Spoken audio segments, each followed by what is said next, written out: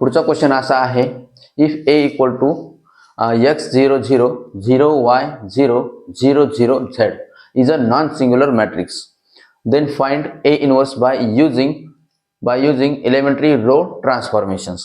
म्हणजे या ठिकाणी आपल्याला ए मॅट्रिक्स दिलेला आहे आणि तो नॉन सिंग्युलर मॅट्रिक्स आहे. म्हणजे ऑलरेडी त्यांनी असं सांगितलेलं आहे की हा नॉन सिंग्युलर आहे आणि इन्व्हर्टिबल मॅट्रिक्स आहे आणि त्याचा आपल्याला ए इन्व्हर्स फाइंड करायचा आहे using elementary row transformation. Hence write the inverse of 2 0 0 0 1 0 0 0 -1 आणि याचा सुद्धा आपल्याला इन्व्हर्स फाइंड करायचा आहे. तर बघा सोल्युशन मध्ये या ठिकाणी आपल्याला ऑलरेडी सांगितलेलं आहे, since A is non singular matrix,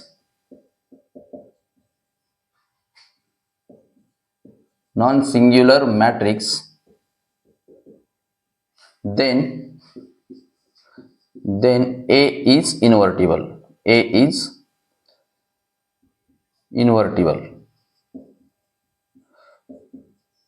Consider किंवा आपण असं लिहू शकतो, we write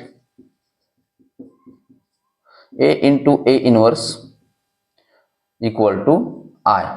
म्हणजे A inverse equal to I असतो. हा एक मॅट्रिक्सचा इन्व्हर्स फाइंड करण्याचा एक फॉर्म्युलाच आहे. तर बघा या ठिकाणी आपण व्हॅल्यू ठेवू A ची, A equal to x 0 0 0 y 0 0 0 z into A inverse आणि आपल्याला आयडेंटिटी मॅट्रिक्स 3/3 चा घ्यावा लागेल. 1 0 0 0 1 0 0 0 1. आता आपल्याला युजिंग रो ट्रान्सफॉर्मेशन याला आपल्याला आयडेंटिटी मॅट्रिक्स मध्ये कन्वर्ट करावं लागेल. तर फर्स्ट रो ला आपण x न डिवाइड करू, सेकंड रो ला y न डिवाइड करू आणि थर्ड रो ला z न डिवाइड करू. तर बघा, बाय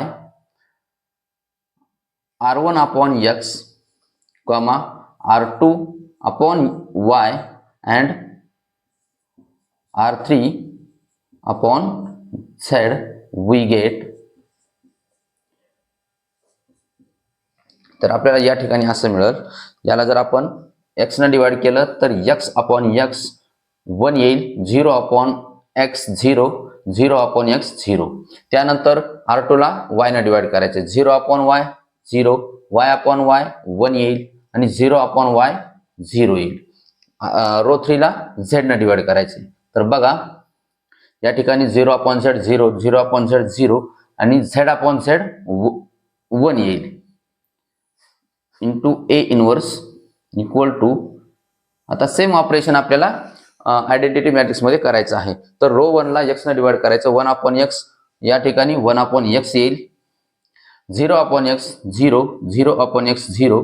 सेकंड रो ला आपल्याला y न डिवाइड करायचं आहे, म्हणजे या ठिकाणी 0 येईल, या ठिकाणी 1 upon y येईल आणि थर्ड रो मध्ये थर्ड एलिमेंट असेल याचा 0. तर थर्ड रो ला आपल्याला z न डिवाइड करायचं आहे, तर या ठिकाणी 0 upon z 0, 0 upon z 0 येईल आणि 1 upon z या ठिकाणी 1 upon z येईल.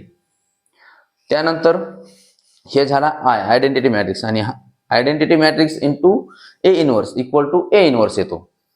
तर आपल्याला A इन्व्हर्स असा मिळेल, A inverse is equal to 1 upon x 0 0 0 1 upon y 0 0 0 1 upon z. तर हा मिळाला आपल्याला A इन्व्हर्स. आणि नेक्स्ट आपल्याला सांगितलेलं आहे की हा जो मॅट्रिक्स आहे 2 0 0 0 1 0 आणि 0 0 -1 याचा सुद्धा आपल्याला इन्व्हर्स फाइंड करायचा आहे. तर या ठिकाणी आपल्याला हा मॅट्रिक्स या मॅट्रिक्स सोबत कम्पेअर करावं लागेल, म्हणजे याचे एलिमेंट आणि याचे एलिमेंट सेम असतील असं दाखवावं लागेल. नाउ comparing 2 0 0 2 0 0 0 1 0 0 0 -1 0 0 -1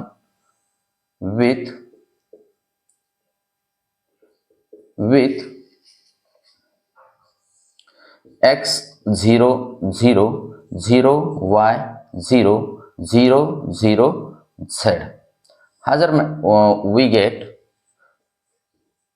या दोन मॅट्रिक्स जर आपण कंपॅरिझन केलं तर याचा म्हणजे करस्पॉन्डिंग एलिमेंट याचा x एलिमेंट आणि याचा हा फर्स्ट एलिमेंट 2 हा इक्वल असतील म्हणजे x इक्वल टू 2 येईल कॉमा आता याचा प्रत्येक एलिमेंट हा सेम असेल म्हणजे करस्पॉन्डिंग एलिमेंट हे सेम असतील तर y इक्वल टू 1 येईल आणि अँड z इक्वल टू -1 येईल बाकीचे एलिमेंट त्याचे सेम आहेत 0 0 तर जर बघा देअरफॉर आपल्याला याच्या ए इनव्हर्स जो आहे याचा हा मॅट्रिक्स आणि हा मॅट्रिक्स यांचा दोन्हीचा इनव्हर्स सेम आहे तर आपल्याला करस्पॉन्डिंग एलिमेंट जे आहेत ए इनव्हर्स ते फाइंड करावे लागतील त्याच्या व्हॅल्यू ठेवून तर बघा 1/x इक्वल टू येईल 1/x इक्वल टू याचा corresponding element 1/x according to this matrix म्हणजे कसा येईल तर 1/x इक्वल टू 1/2 येईल कॉमा या ठिकाणी 1/y आहे तर 1/y ची व्हॅल्यू आपण तिथं 1 ठेवू 1/1 म्हणजे 1/y इक्वल टू 1/1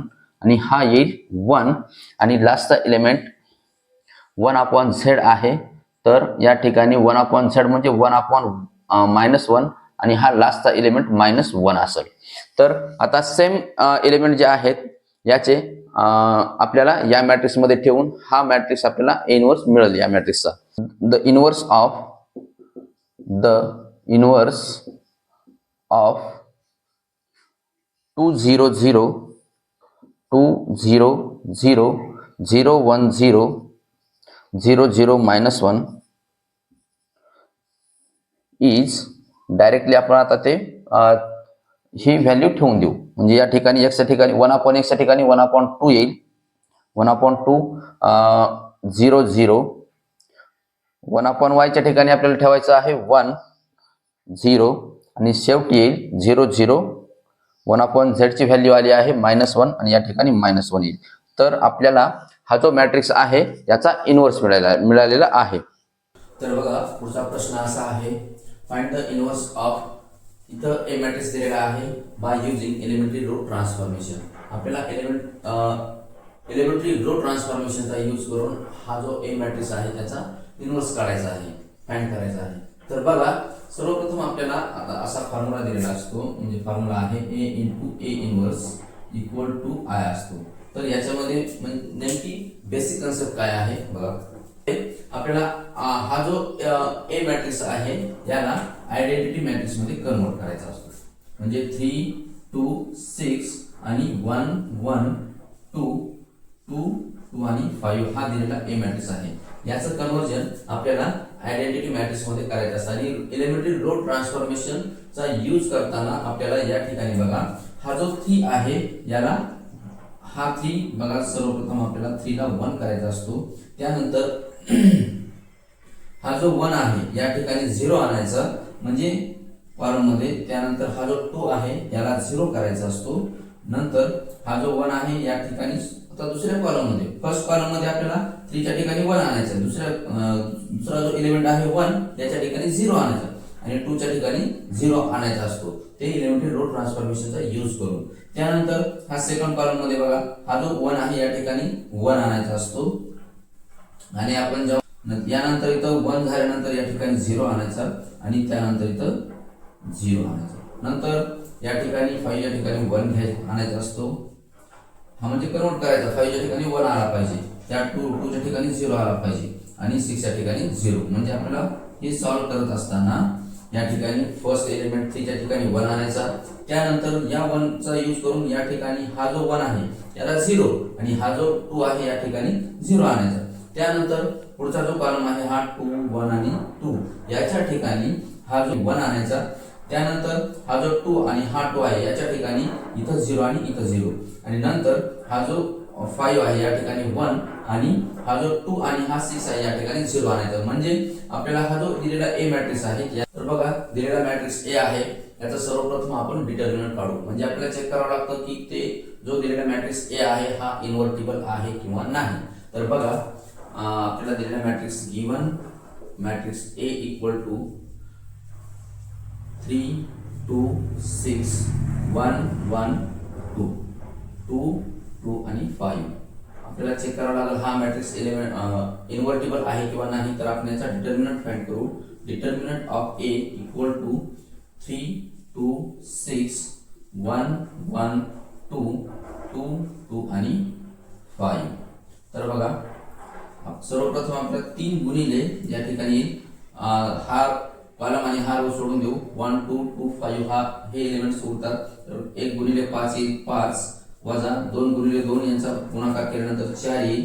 पुन्हा हा 2 घ्यायचा -2 आणि एलिमेंट 1 2 2 आणि 5 यांचा मल्टिप्लिकेशन म्हणजे 1 into 5 म्हणजे 1 गुणिले 5 5 येतो 5 वजा 2 गुणिले 2 4 येईल अधिक हा 6 घ्यायचा प्लस मध्ये 6 येईल आणि नंतर 1 1 आणि 2 2 ह्या एलिमेंटचा आपल्याला क्रॉस मल्टिप्लिकेशन म्हणजे 1 गुणिले 2 2 आणि हे 1 गुणिले 2 2 येईल -2 येतं. तर बघा 3 गुणिले 5 गुणिले 4 गेल्यावर 1 म्हणजे 5 गुणिले 3 गुणिले 1 येईल वजा 2 गुणिले इथं पण 1च येईल प्लस 6 गुणिले इथं 0 येईल. तर बघा 3 1 3 वजा 2 हे 0 होऊन जातं आणि 3 मधून 2 गेल्यावर 1 राहतं. म्हणजे हा जो डिटर्मिनंट आहे ए डिटर्मिनंट हा याची व्हॅल्यू 1 आलेली आहे किंवा हा नॉन झिरो आलेला आहे.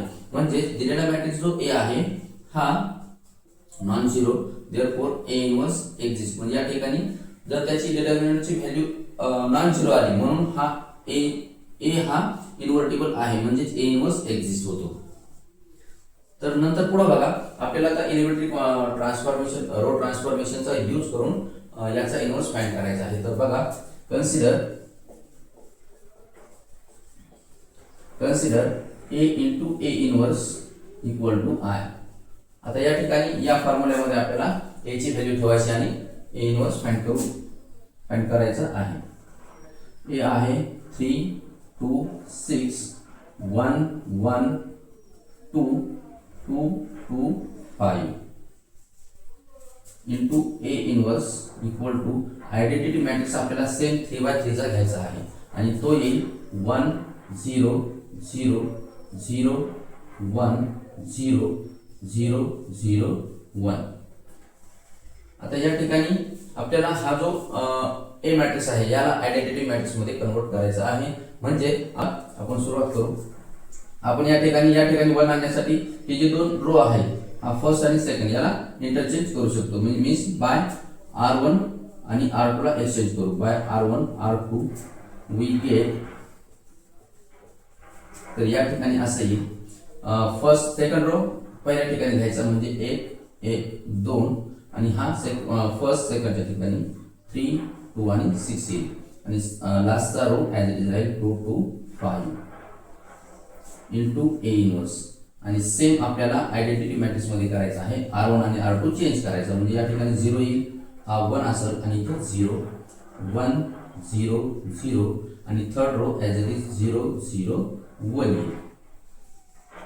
त्यानंतर आपल्याला हा जो 3 आहे या ठिकाणी 0 आणि 2 च्या ठिकाणी 0 आणायचा आहे. तर या ठिकाणी येईल मग आपण असं करू शकतो बाय R2 मायनस त्यात R2 मायनस 3 इंटू R1. म्हणजे R1 ला जर 1 ला जर 3 न गुणला आणि 3 मधून मायनस केलं तर इथं 0 येतो आणि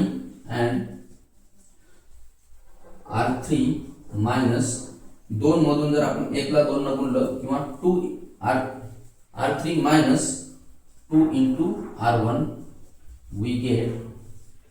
या ठिकाणी येईल मग बघा R2 3 मायनस 3 इंटू 1 म्हणजे 3 वजा 3 गुणिले 1 किती 3 वजा 3 इथं पहिला row as it is 1 1 2.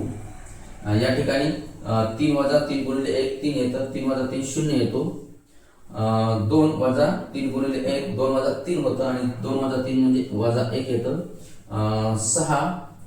6 minus 3 गुणिले 2 3 गुणिले 2 6 आणि 6 मायनस 6 0 येईल. नंतर बघा हा R2 झाला. आता R3 मध्ये बघा R3 मध्ये आपल्याला करायचंय 2 वजा 2 गुणिले 2 वजा 2 गुणिले 1 म्हणजे 2 वजा 2 0 येईल. नंतर 2 वजा 2 गुणिले 1 2 येईल 2 वजा 2 0 असेल. आणि या ठिकाणी 5 वजा 2 गुणिले 2 4 5 वजा 4 म्हणजे 1 येईल. आणि सेम आपल्याला आयडेंटिटी मॅट्रिक्स म्हणजे या ठिकाणी करायचं आहे. इथं बघा फर्स्ट रो इथं ॲज इट इज येईल 0 1 0. आता या ठिकाणी R2 आहे 1 वजा 3 गुणिले 0 0 1 वजा 0 1 येईल. या ठिकाणी 0 मायनस 3 इंटू 1 0 वजा 3 गुणिले 1 म्हणजे 0 वजा 3 येईल आणि म्हणजे या ठिकाणी वजा 3 येईल आणि लास्टला इथं 0 वजा 0 होईल आणि या ठिकाणी 0 येईल. त्यानंतर R3 मध्ये 0 मायनस 2 गुणिले 0 0चे या ठिकाणी 0 वजा 2 गुणिले 1 वजा 2 येईल आणि या ठिकाणी 1 वजा 0 गुणिले 2 1 येईल. त्यानंतर आपल्याला हा जो -1 आहे याला +1 करायचा आहे आणि याला +1 करण्यासाठी आपल्याला हा जो सेकंड रो आहे याला -1 ने मल्टिप्लाय करायचे. तर बघा bye -1 into R2 we get. तर या ठिकाणी असं येईल.